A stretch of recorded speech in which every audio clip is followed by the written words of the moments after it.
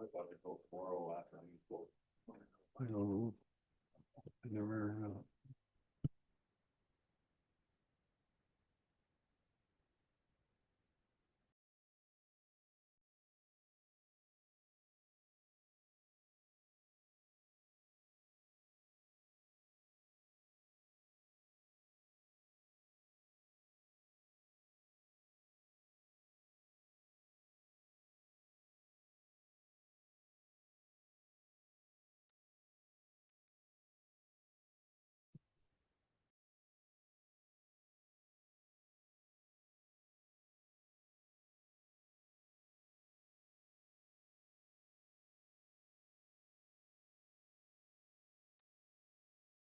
Hey, good evening, everybody, and welcome to our West Perth Council meeting for November the 17th.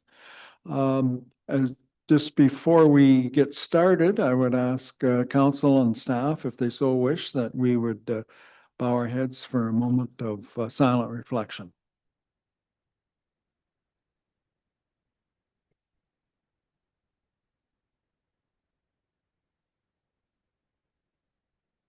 Okay, thank you. All right, so we'll call the meeting to order.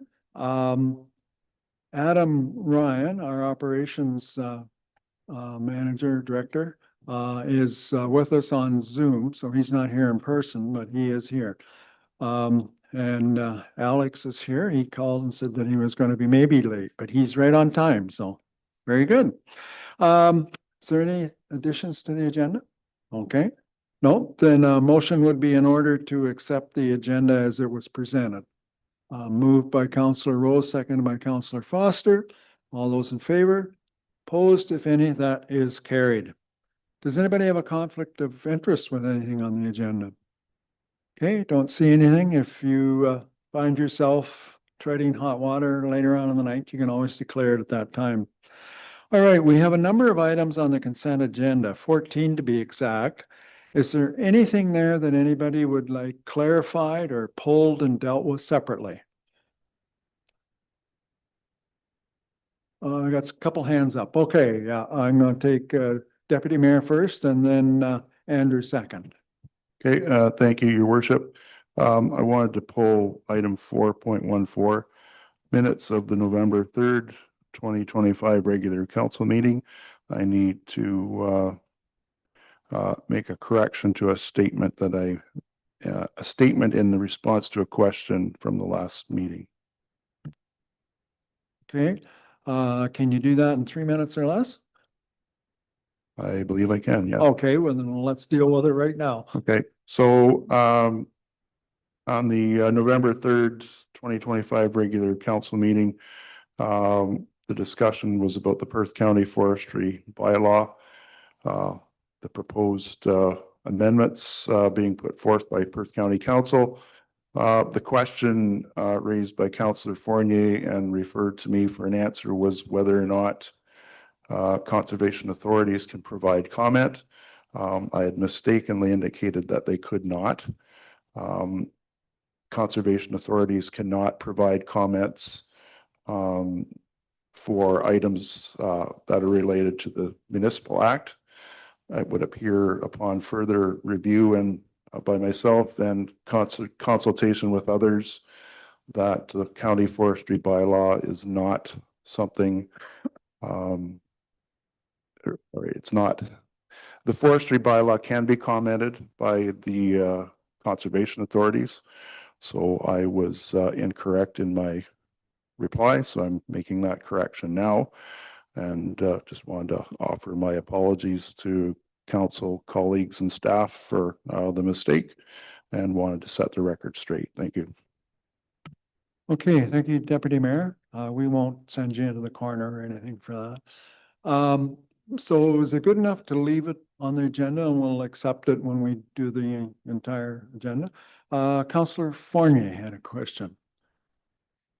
Oh, not a question, Your Worship, just item 4.3. Oh, 4.3?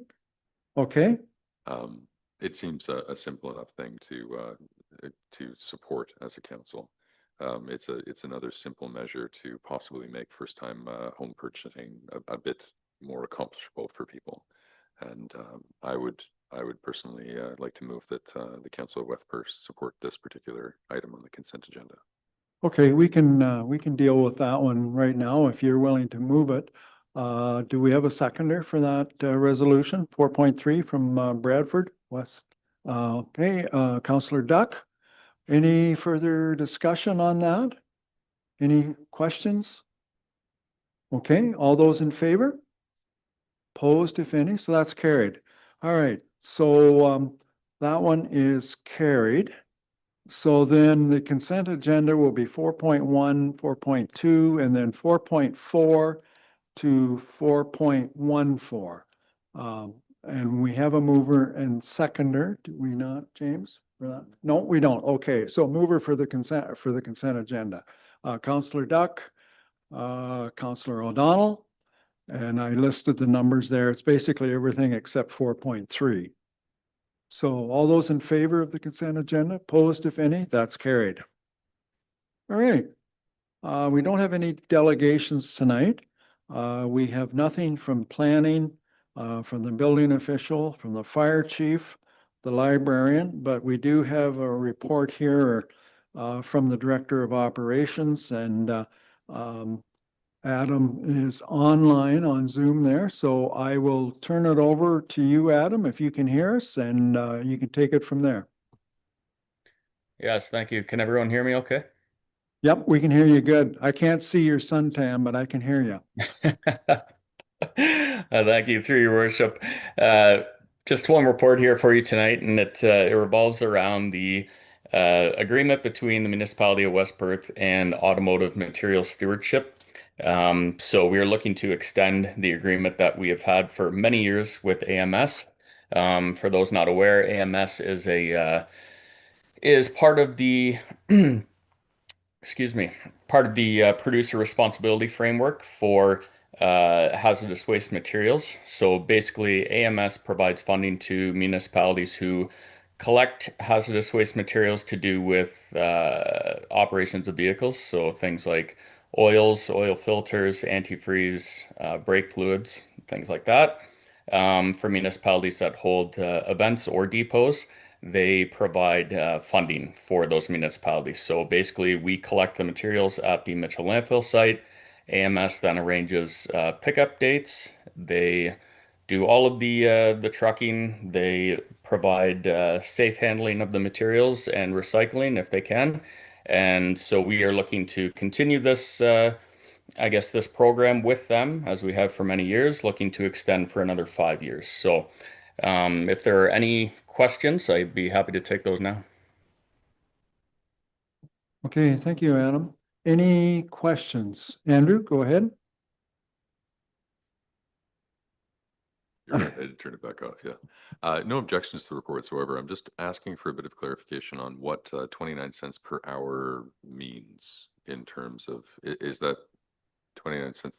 I couldn't make sense of that fee schedule. If you could explain that, please. Yeah, through your worship, that's a great question. So basically, the fee is set up that you don't get paid per tonnage for the material. You get paid per hour that your event or your depot is in operation. So basically, they would then calculate how many hours our hazardous waste depot is technically open throughout the year, and they pay us per hour based on that number. Thank you. And this includes like used oil as well as other waste products that would be applied to automotive. Is that not correct, Adam? Yep, that's correct. Everything to do with automotive and hazardous materials. So oil filters would be included? Yep, absolutely. Okay, no, very good. Any questions for Adam on that? Any other questions? Okay, so we do have a recommendation here, and that the Municipality of West Perth authorizes extending our agreement with Automotive Materials Stewardship, Inc. for the proper management and safe disposal of automotive-related hazardous materials, and that the mayor and clerk be authorized to sign and seal all necessary documents. So moved by Councillor Harold. Do we have a seconder? Councillor Phelps. Any further discussion? All those in favor? Opposed, if any? That is carried. Thank you, Adam. Thank you. The next item then is Director of Community Services, and it's with regards to the facility building condition report that we had. So Nick is here and the floor is yours. Oh, just before you start, news breaking. Go ahead, Dan. You said that, yeah, we're going to break for, we don't do that very often. I was just letting his worship know that the federal budget did pass. Okay. How can you act to that, Nick? Eh? Good evening, Mayor McKenzie and members of council. In January of 2025, Risk Facility Solutions began a comprehensive building condition assessment program for the facility of West Perth, starting with our arena and community center as the pilot, as you all know. Following its completion, FRS conducted assessments of 35 additional municipal buildings and structures over the first 2 quarters of 2025. These assessments were completed by Principal Engineer Bryn Jones and his team, with facility staff providing access, background information, and support throughout this process. The purpose of the BCAs was to determine the overall physical condition of each municipal facility and identify the major repairs, replacements, and investments that will likely be required over the next decade. FRS evaluated structural elements, building envelope components, mechanical and electrical systems, fire and life safety equipment, accessibility features, roofing, and site elements. Each component was given a condition rating aligned with the citywide asset management program that we use here and was assigned a remaining useful life and estimated replacement value. The assessments considered the age and performance of each system, as well as environmental factors, usage patterns, and potential technology obsolescence, and may accelerate deterioration of future replacement needs. Draft reports for all these facilities were reviewed by municipal staff and refined through an interactive process to ensure accuracy and alignment with operational realties. Finalized versions are now complete and available on the municipal website under municipal office, strategies, and plans. In addition to the building condition assessments themselves, several complementary studies were completed, including AOD assessments of various facilities, along with infrared thermographic roof inspection of the arena in 2025 to identify potential moisture-related concerns, as well as a recently completed engineer visual structural review of the main arena structure. The BCA findings will play a central role in guiding future operating capital budgets, asset management planning, and long-term facility renewal strategies. The 10-year renewal forecasts include the reports outline projected costs for major building components. These values serve as a preliminary estimate and will be refined as projects move closer to implementation. All estimates are based on 2025 dollars and include a 48% contingency to account for construction variability, soft costs, and applicable non-refundable taxes. Inflation and future project management expenses are not included and may influence future budget requirements. A summary prepared by the municipality's asset management technical analyst provides an overview of weighted facility condition ratings and a consolidated 10-year replacement forecast.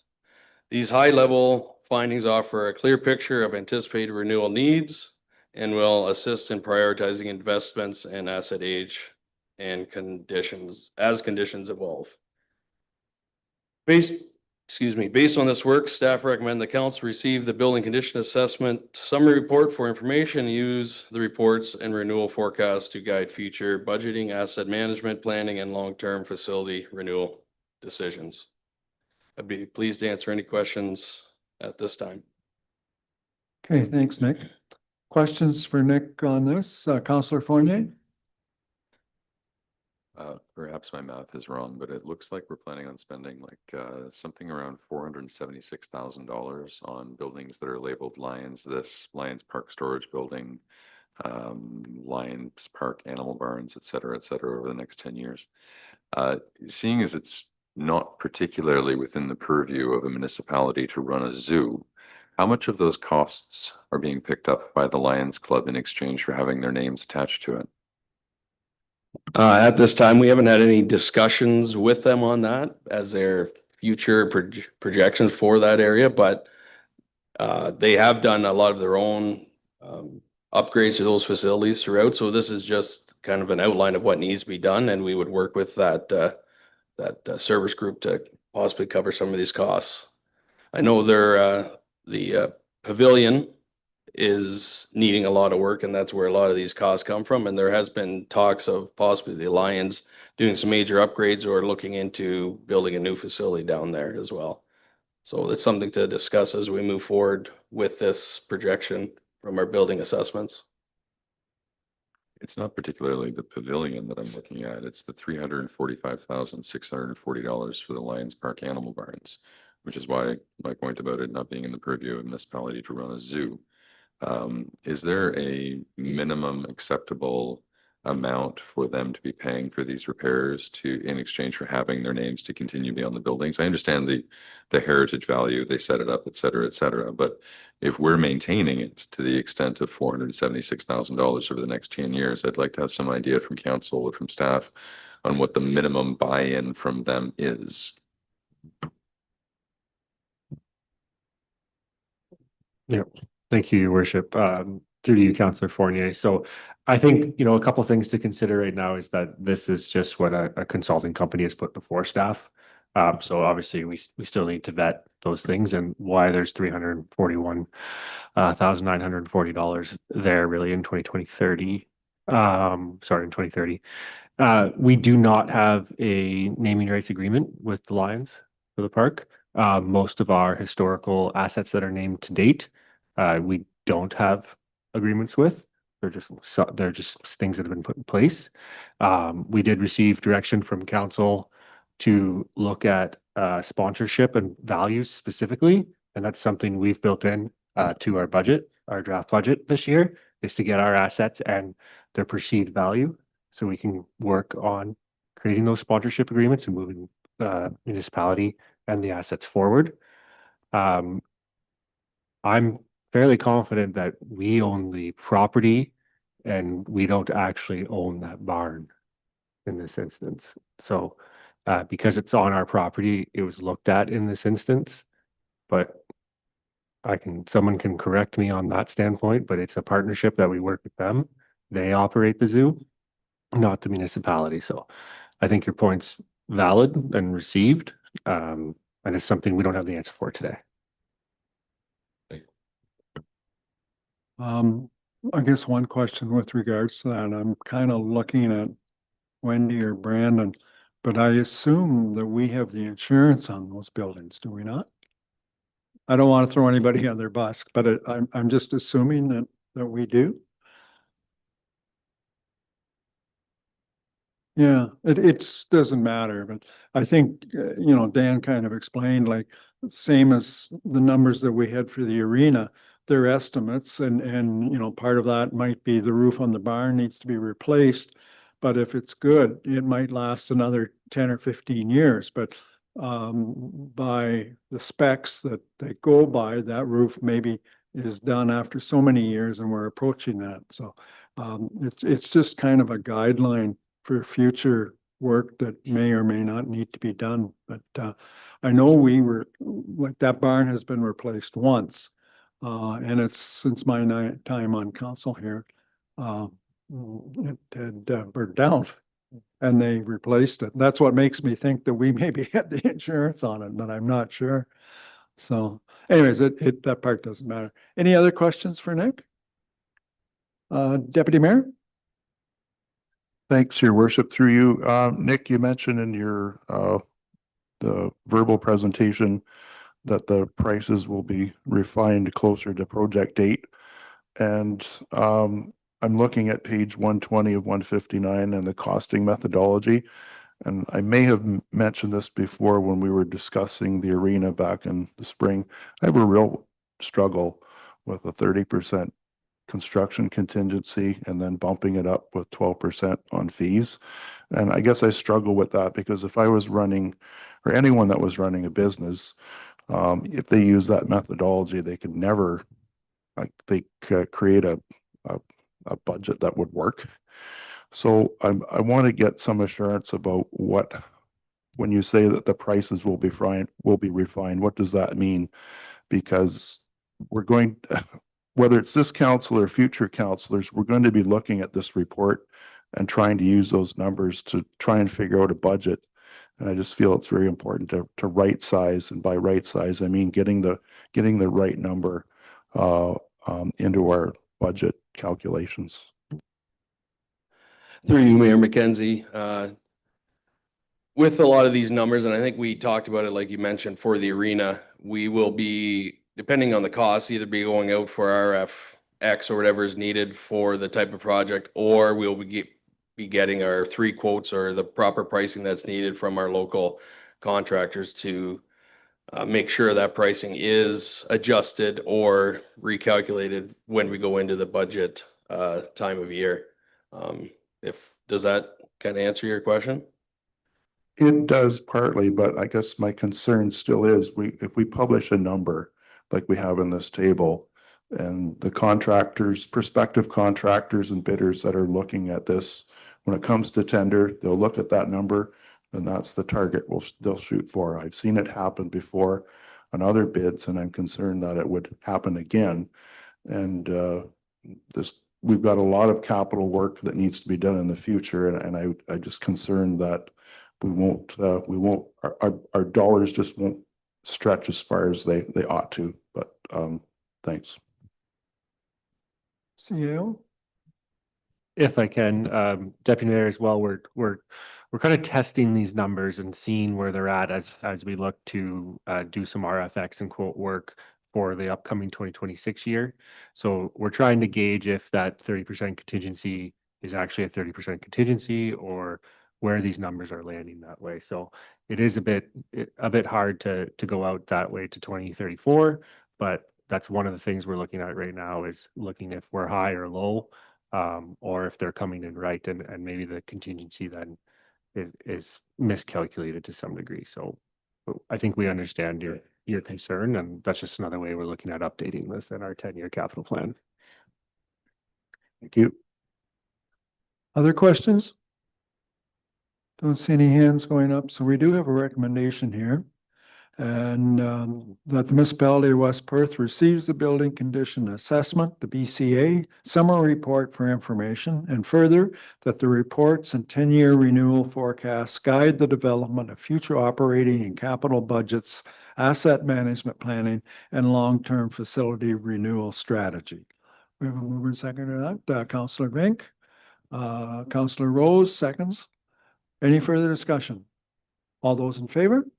Opposed, if any, that is carried. Thanks, Nick.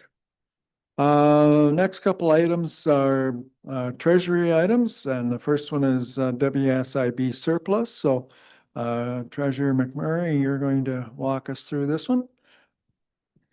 Yeah, and if I could just circle back on the insurances, yes, it is covered under our policy. Yeah, I thought it was.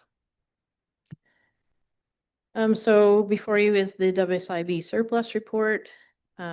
And here we're looking for council to direct the funds to be transferred into the tax stabilization fund. In the spring, we received approximately $78,000. And then we were just notified of another $90,000 approximately of surplus. So it comes out to $168,556.80. And so staff are recommending to put that in the tax stabilization fund. If there's any questions, I'd be happy to take them. Okay, thanks, Wendy. Questions for Wendy on that? Deputy Mayor? Thanks, Your Worship. Through you, Wendy, thanks for the report. Just wanted to ask one question to start. Has there been any thought or into, when you say tax stabilization reserve, is there any thought to just take that money and set it up in a separate investment? Being as this money was never in our budget in the first place, was there any thought to just setting that money aside, putting it into some kind of a investment fund or starter fund that over 5, 10, 15, 20 years it could grow, accumulate, and then be used at a later date?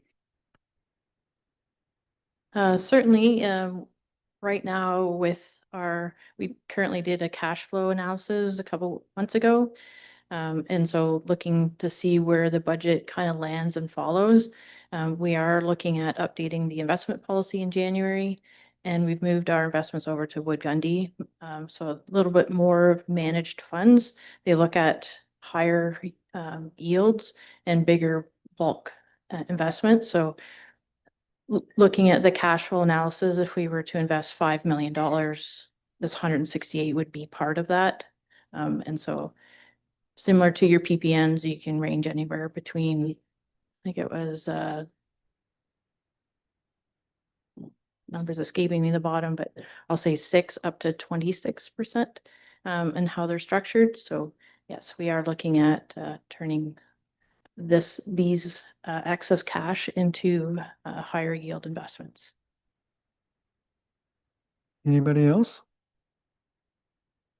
Okay, if not, we do have a recommendation here that Municipality of West Perth direct the treasurer to transfer the Workplace Safety and Insurance Board surplus of $168,556.80 to the Tax Stabilization Reserve.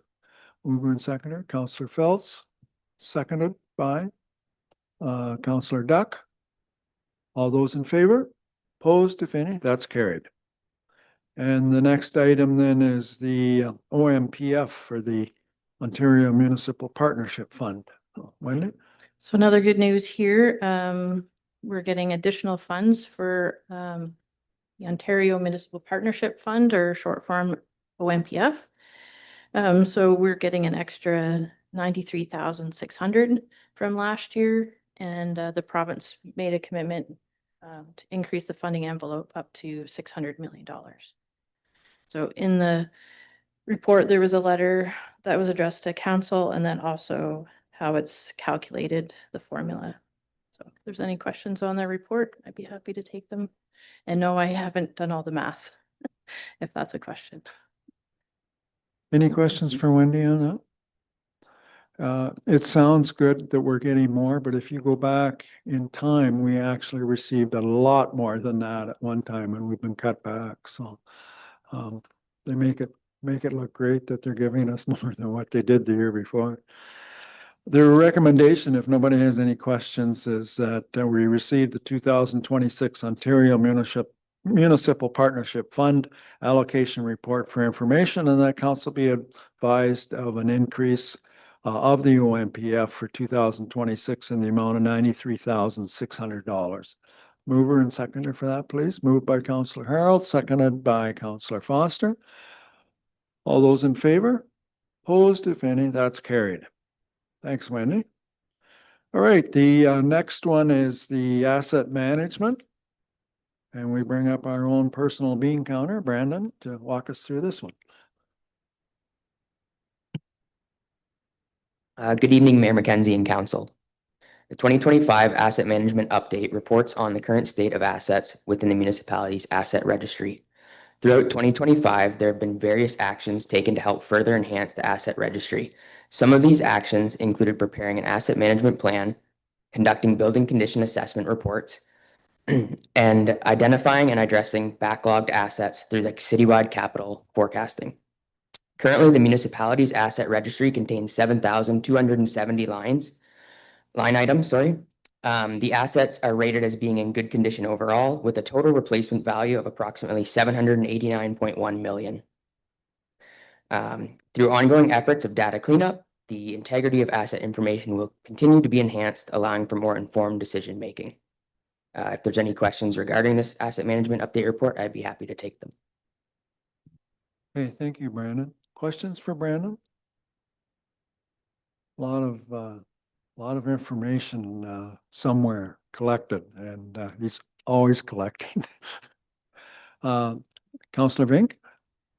Mayor McKenzie, as part of the staff recommendation to accept the report, but then also addressing the, maybe we could have a discussion around this commitment to increase the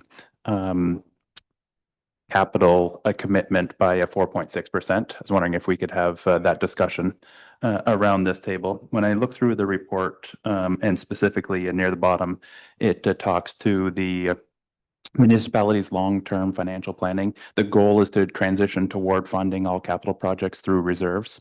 I'm not sure that we have got to that point yet, that we have made that decision as a municipality.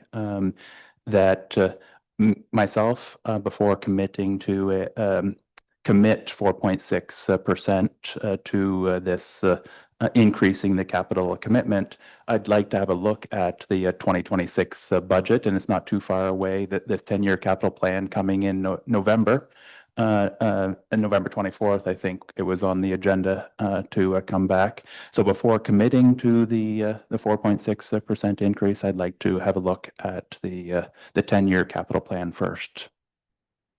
Okay, yeah, we certainly can have a discussion and you know, it can be, at this time, we can just accept it as information and then have another look at it at budget time. Anybody else? Deputy Mayor?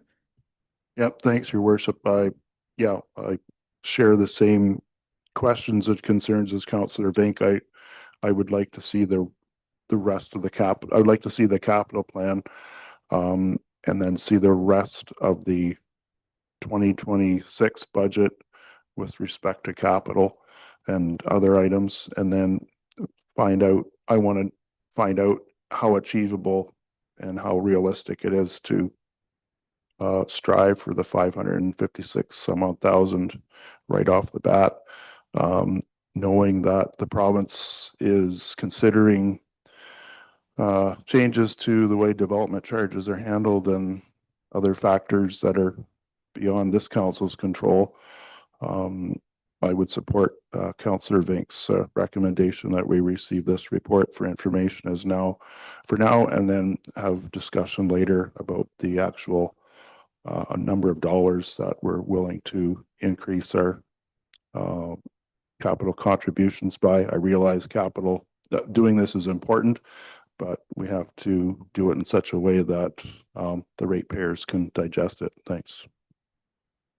Okay, thanks, Dean. Dan, go ahead. If I can, we're happy to have council receive it for information and maybe just a bit more context to what we're after here. But we would appreciate some discussion and some feeling around the table about kind of that option 1 or option 2. You are correct. We aren't there yet or have that decision, but where staff are kind of modeling and forecasting is getting to that point, and we've shown some of those reserve models to council previously as well. To clarify the 4.6 a little bit, just as it sits right now, because the arena project in the capital budget, it was kind of, to staff, it was a bit of a no-brainer, I guess, to say, we're going to do an increase of 4.6 in spending, because just that project alone kind of checks that box. So, in essence, we're not really, I'll say, doing the plan this year because we've got such a big capital project already on the books. We're happy to bring that forward. We're very confident in the budget that we have to date. So if there is any discussion to be had tonight, it helps us, but you kind of know where we're coming. No, fair enough. Councillor Fournier.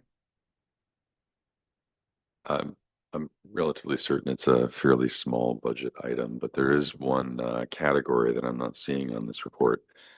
Specifically, we have a number of smaller structures in the community, whether it's a commemorative rock or a bridge across Whirl Creek or a park bench on the nature trail on the other side of, I believe it's Henry Street Bridge.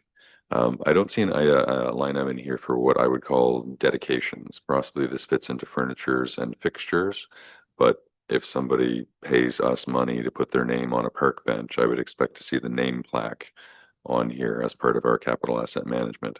Kind of like the heritage value of putting the Lions Club name on the pavilion or on the farm, right? Joe and Jack, whatever, paid however many dollars to have this park bench dedicated to them. I want to make sure that people can still read that 20 years from now. Now, specifically on the Whirl Creek Bridge, a lot of those name plaques down there are on the edge of being illegible or falling off in some cases, even more so on the commemorative rock right before that bridge. are those dedications on our capital asset management plan? And although it's a small item, where would that information be? Through you, the mayor. Great question. So the items are somewhat in the database, more in the realm of furniture and fixtures, like you had kind of alluded to, that or land improvements, just depending on what kind of class they fall into. So far, from my experience, we haven't done a whole lot of designating those plaques as an asset. It would just be the whole entire bench would be an asset. We do have notes on some of the assets saying how they have been donated, but going forward on maintaining the plaque specifically, I don't have an exact answer for you on that tonight, but I can look into that and we can kind of follow up on that later. So I guess my question, Brandon, if Phil donates a bench to go on the trail, pays the whole 100% cost of that, gets his name on there, does it actually even show up in our list of items? Yes, great question. Yes, those items will show up. They come in as a donated asset, but since the municipality is then looking at the replacement and maintenance of those items, they do come on as an asset. All right, I wasn't sure on that. Any other questions? Yeah. No, I don't got a bench You through want there. another? Two benches? I see in the total asset replacement that the roads are over half, and I was just curious on what the replacement of that meant. Like, if you break it down, that's $836,000 per kilometer. So when you replace a road, you're only replacing, say, the top coat or adding an inch or two of gravel in the rural area. And inside the municipality, you're adding new infrastructure underneath the ground when you do replace the road. So I'm just curious on what that dollar value actually looks like when you're talking about replacing it. Through you, the mayor. I'll speak as much as I can on it. It'd be more of a question more directed to our director of operations. But from the asset management standpoint, we do have various tiers of road classes. So rural, semi-urban, and urban, which will all have their dedicated price points for the infrastructure below ground and like kind of the surrounding area around it. So it's kind of a case by case, depending on what maintenance is involved, what type of reconstruction is involved. It's kind of that kind of situation where it depends on what the road is like and what's below the road. Adam's online here. I don't know whether he has any further comments to make. Yeah, through you, your worship.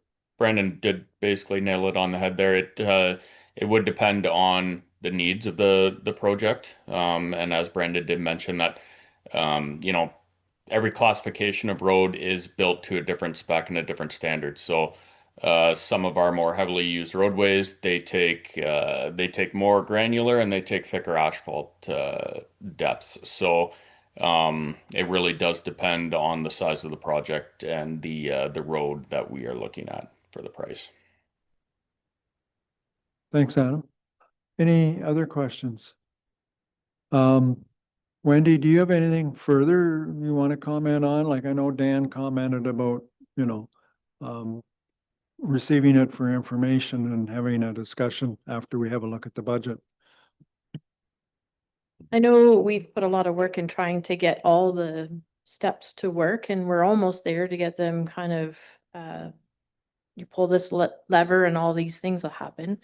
And so it's taken some time to get the data integrity there for the asset management. I would say your replacement value is a true number. So the 789,000 replacement value is a good number. When we look at how much we've used or depreciated, I think we're 54% remaining or 46% used. So if you think of it that way, you should realistically have something of that number in your reserves. So that's around 300,000. And we have about 9 for asset management. And so when we talk about the funding side of things, we're always running short. And so when we looked at the 10-year capital plan, it's about 108 million for the 10 years. When we model some things out without going into too much debt, we're short about 30 million. And so the numbers are starting to kind of work together. And I think once we can do the reserve modeling, it'll kind of cement everything in. And so it will come as a big picture and give you a better roadmap to use and to understand if you pull this lever, what will happen over here, and pull this lever and what will happen over here. But it has taken time to build it. And I think a lot of it is understanding the assets and how they're built into the system. Like roads is a great example. You could have 3 layers of asphalt on a road. And so without knowing some of this information, when you look at replacement value, it does impact it. And when you look at your bridges and how they were entered and how we replace them, definitely impacts your numbers. And so I think we have a much better understanding of those infrastructure numbers. And I think in time, the plan will come together. I don't think we'll ever have 100% replacement value ever. But if you pick a target and, you know, it's a better plan than if you didn't know the numbers or information. So I'll just kind of leave it there, but happy to answer any questions. No, fair enough. Deputy Mayor? Yep, through you, Mayor McKenzie, thanks Wendy and Brandon, for the information and the clarification. It just looking at the numbers and the need to have a plan in place, I can appreciate that. And also when I look at this report and look at the numbers, the cumulative total from 2026 to 2035, we have to find another $6 million of money to cover the assets that we already have. So I guess it leads me to come to the conclusion that if this council or future councils are considering the idea of what I call adding bright and shiny objects to the asset pool, we really have to think again about what it is we're committing ourselves to, not only the initial cost, but as was mentioned, the ongoing maintenance and replacement cost have to be factored into those decisions as well. And I think this report drives it home very well. Thank you. Hey, thanks, Dean. Any further discussion? And I'm looking at Nicholas and at Dean. And I think staff are probably willing for us to accept it for information at this time. Until we at least have a look at the budget. But I think, definitely we have to have another discussion after the budget on this very topic. And if everybody is agreeable to that and okay with that, I think we're all on the same page. So there's no further questions, then I guess we'll just receive the, what we got here?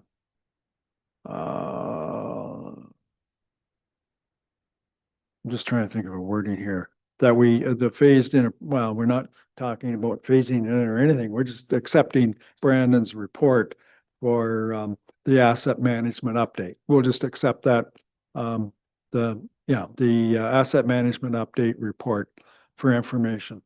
If we have a mover and seconder for that. And we can add there that it come back at a further council meeting for further discussion. And then it's in there. So moved by Councillor Rose, seconded by, don't everybody put their hands up, Deputy Mayor. Further discussion. Everybody knows what we're doing here. All those in favor? Opposed, if any, that's carried. So thank you, both of you.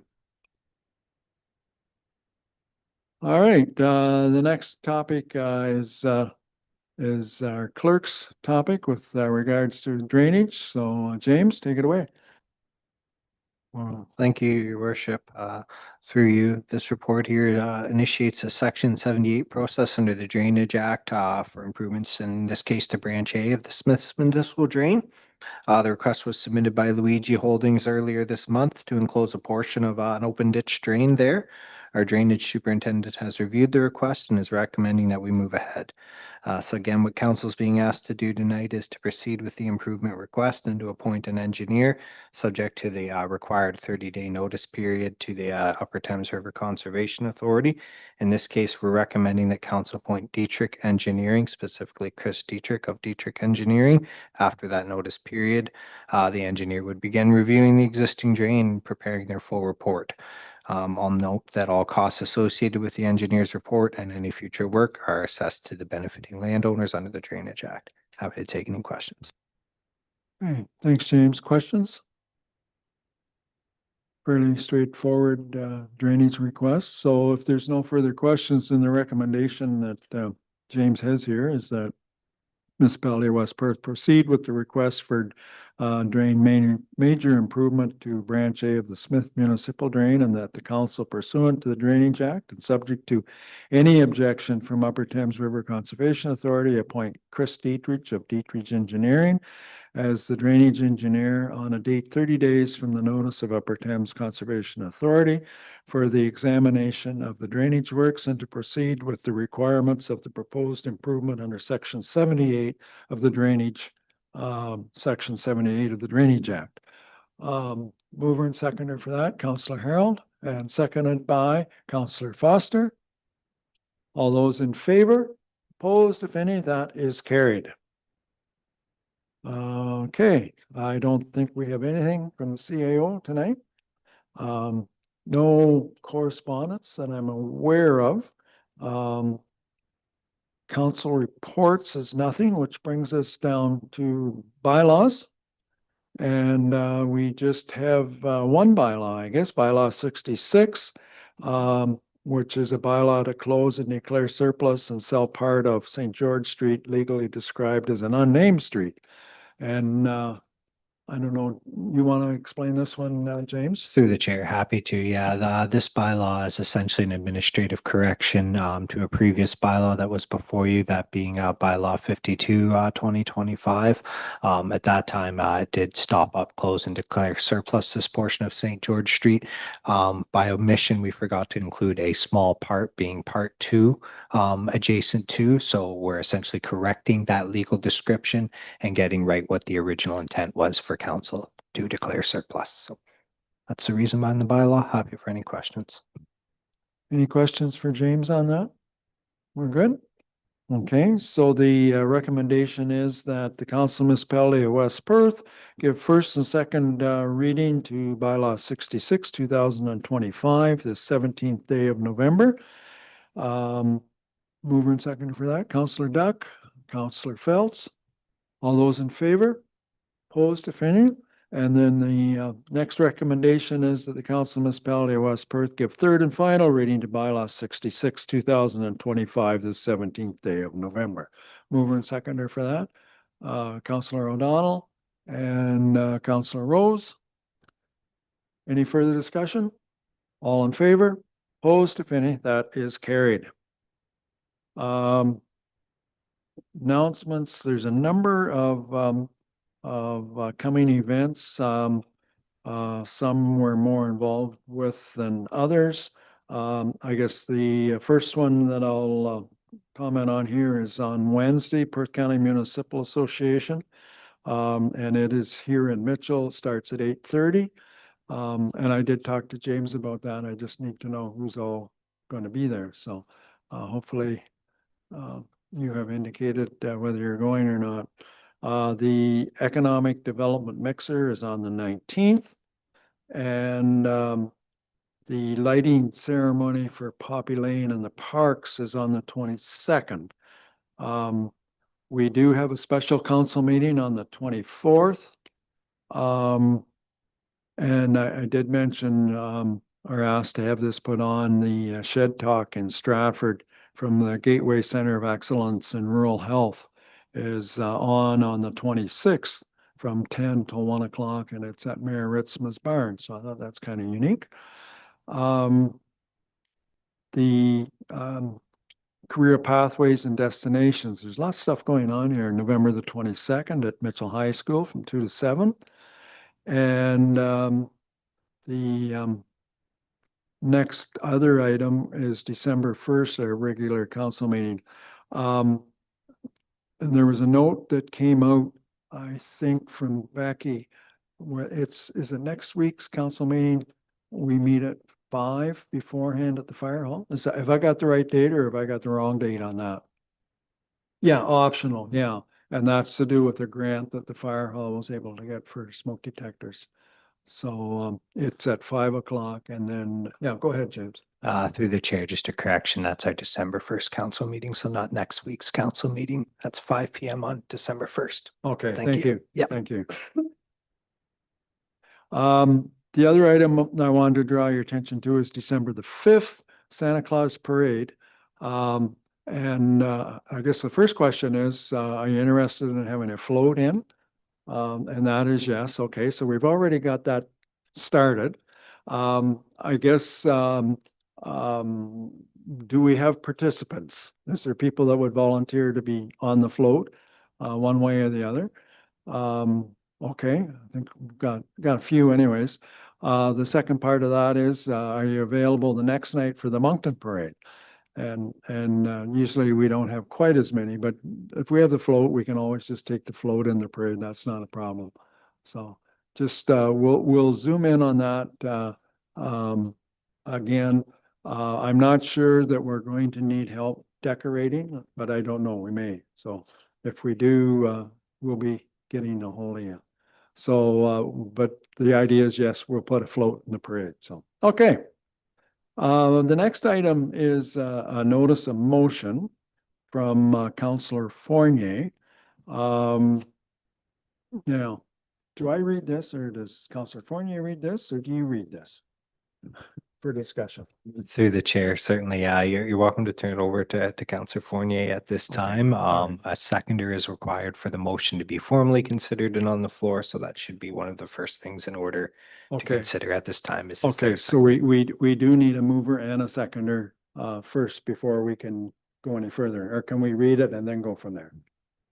You're certainly welcome to read the motion. Okay, before, all right. but Well, before- let's read it so everybody knows what we're talking about, and then we'll ask for a mover and seconder. So Councillor Fournier? Recommendation, whereas the municipality of West Perth recognizes the value of community volunteerism and civic engagement as vital contributions to local well-being and community development, and whereas many municipalities, public institutions, and employers across Canada have adopted the principles of the Canadian Code for Employer-Supported Volunteering developed by Volunteer Canada to encourage and enable employees to contribute their time and skills to community initiatives, and whereas supporting employee volunteerism aligns with the municipality's values of community leadership, collaboration, and public service, now therefore be it resolved that the Council of the Municipality of West Perth hereby supports, in principle, the development of an employer-supported volunteering policy for municipal employees, outlining opportunities for staff to engage in approved volunteer or civic activities during work hours, and further, that staff be directed to review best practices and the Canadian Code for Employer-Supported Volunteering and prepare a draft policy for Council's consideration that identifies appropriate parameters for paid or unpaid time off for approved volunteer service. Okay, thank you, Councillor Fournier. So I take it that you would move that. Thank you. Do we have a seconder for that recommendation or notice of motion? Councillor Phelps, okay. So we can now have a bit of a discussion if you so wish. This is just to create a policy to deal with that. So Andrew, I'll let you start the discussion. This particular issue has been kind of a problem for me for a while now. There's a lot of people that would probably like to be more involved volunteering in their communities, but if you have the sort of job where it's very difficult to get away from work, and working in a concrete facility is one of those jobs, you have to sometimes take a vacation day to go to a board meeting, or you have to take an emergency day to go to a council meeting or a committee meeting or whatnot. Now, after a considerable amount of effort and an awful lot of "could Andrew please come to our meetings" letters being sent to my employer here in town. And I had to cover all the bases here. This is from the Human Services Justice Coordination Committee, the Provincial Human Services and Justice Coordination Committee, the United Way, and the mayor. I finally got them to agree to give me about 2 unpaid days off extra per year. But here's the thing, there's an awful lot of other people in the community that would like to be that involved. And if possible, if any of those people happen to be our staff here at West Perth, I'd like to find some way to sort of smooth the path for them so they don't have to jump through that many hoops to essentially just help their community. Now, whether that's serving on a board or a council or a committee, or helping out with some sort of church event, or even serving as a school board trustee, whatever it might be. I think it would be a rather positive thing for volunteerism as a whole if West Perth were to set a bit of a precedent, show some leadership on this particular issue. Because just look at the county of Perth, for example. If this was the sort of initiative that got taken up by the other Perths, southwest, east, etc., that would be a pool of potentially an extra 1,000 people that would be available for volunteerism in Perth County every year. 2,000 paid or unpaid extra days of potential volunteer time for the efforts around here is a very significant contribution. And I would like to see us taking the first step to make that change. Okay, thanks, Andrew. Other comments? Councillor Duck first. Oh, somebody had their hand up over. I didn't notice, but Councillor Duck does. Yeah, I'm maybe not sure if it's an HR question, or Dan or CEO Hobson, you can help me out, but or Andrew for that matter, would we be looking at putting some sort of like time limits on these things? Like it wouldn't obviously be an open-ended thing where people could volunteer once a week and still get paid or unpaid, obviously, but you know, what would we be looking to do that way? And then I guess from an HR's perspective back this way, or maybe in operations altogether, what implications does it have on the municipality's ability to operate its own responsibilities on a given day-to-day basis if you know, we are seeing an influx of staff that are now taking time off? I'm not saying that it's a bad idea by any means. I do think it's a good idea that people should be involved in helping in their community, but I'm more so worried about you know, if a staff member that's responsible for being on the front desk is no longer at the front desk, does that then pull, say, Becky away from her responsibilities? Or if Dan's volunteering now, does James have to pick up the slack, and how much I guess full-time equivalent, or how much availability do we have to be covering these things off, and what kind of costs are we going to incur in doing so? And I don't know who I've now directed that to, but sure. Now the motion itself is just directing staff to actually look into the employer code, the document that the Volunteer Canada has produced. It's the employer code for employer supported volunteering. Personally, I would recommend a fairly hard cap on the number of days, the amount of time off that is available. In my own case, I'm taking that time off as unpaid. Whatever the staff would recommend after going through the report, we can discuss that at that point. But also the point to only having a certain number of days off available, or a certain amount of time off available, is that, again, in my own case, I have to book all of that about 2 months in advance. So in terms of business interruption or inconvenience to my team, it works out basically the same thing as me having an extra vacation day to work with, or 3 hours in the morning, where it works out the same as your kid's sick, except you're scheduling it well in advance. None of this stuff is intended to be spur of the moment by our staff. None of this stuff is intended to be open-ended. Just that if they have something that they feel is important enough to take time off from work to do, that they have that option to do so. Any other questions or comments? Councillor Bink? I'd like to praise and support all of the volunteers here in West Perth and this community, because it is hard work volunteering. And so, yes, absolutely, there's a need for volunteers, but I'm not sure, Councillor Fournier, the issues that you described were quite volunteer, if I may, when you're being paid as a councillor to be here, or on a board of directors paid. So it's not quite volunteering when you're paid to be up, do that position as councillor or board of directors. So I think that's a little bit different situation myself, and just as an employer at the municipality West Perth, I'd like to encourage volunteering, but also not on staff time, that we're not asking our staff to volunteer, or not having the taxpayer pick up the dime for the volunteering.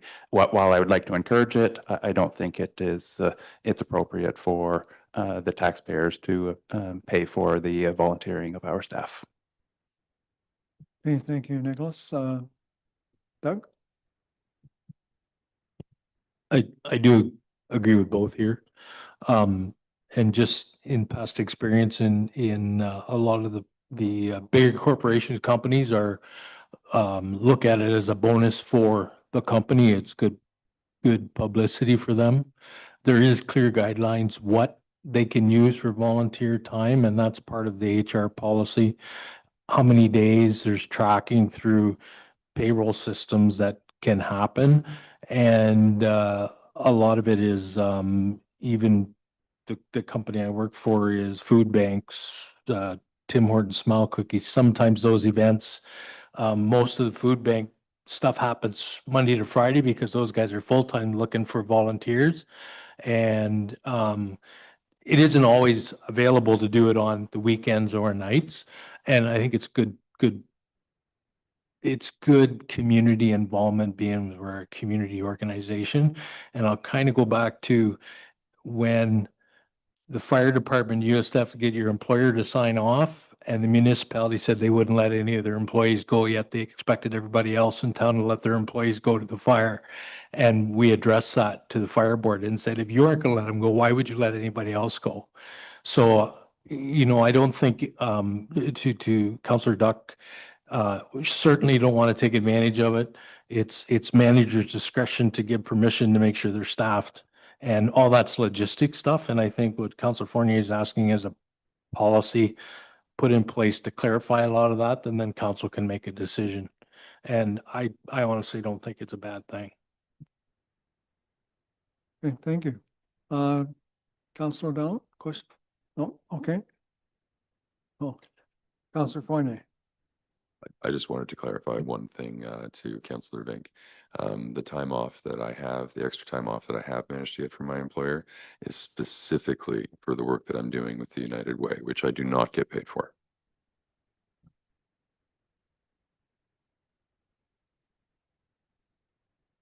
And another one that's most recent for Councillor Fournier is I did have to write him a little note so he could take off on Remembrance Day to lay a reef. And he took off a couple hours, I assume, off of work to do that. So yeah, that's okay. No, it's the thought that counts. Any other questions? So just to kind of recap, what we're doing here is really we're just wanting staff to maybe come with a policy, and we'll have another look at it and make a final decision at that time. But a feeling I'm getting is there's no problem in at least staff looking at a policy, and we'll have a second look at it when it comes. Councillor Duck? Yeah, no, I agree with what you're saying. I just think maybe we should look at it as a non-paid thing. I don't think we should go down the paid maybe route of it. If you're wanting to give back your time and you're volunteering, it's generally not for other reasons, right? It's for the sake of giving back. So I just think if people are taking the time off work, that's their own prerogative, but we're not paying them to do so.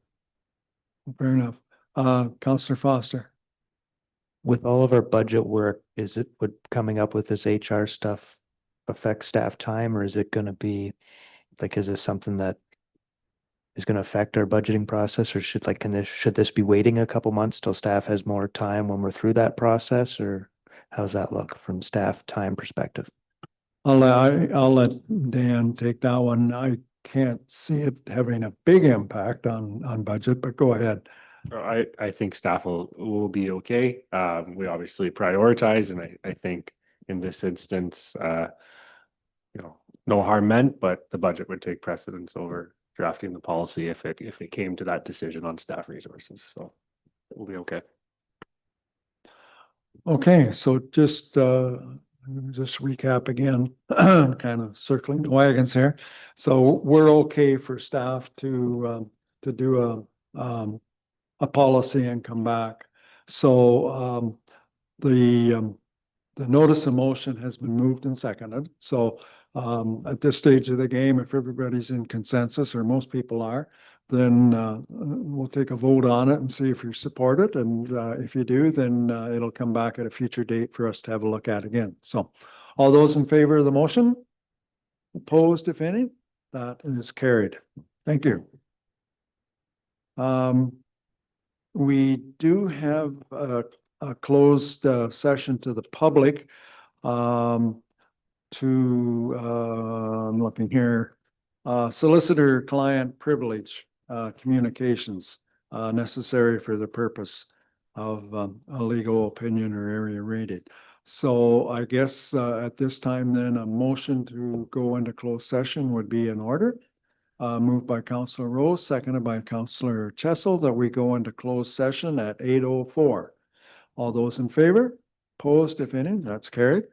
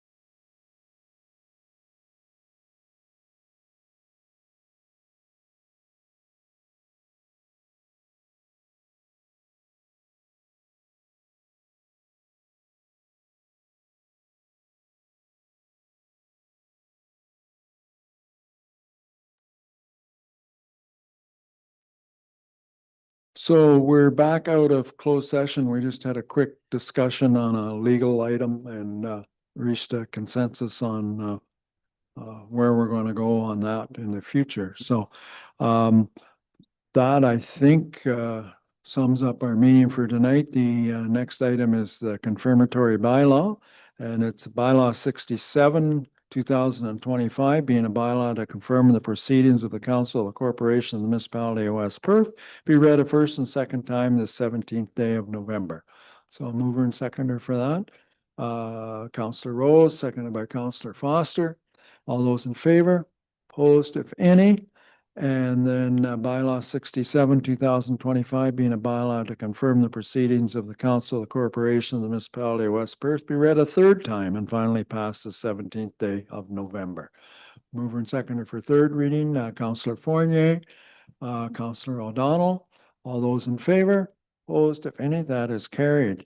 And finally, motion to adjourn at 8:18 p.m. Moved by Councillor Harold, seconded by Councillor Phelps. All those in favor? That is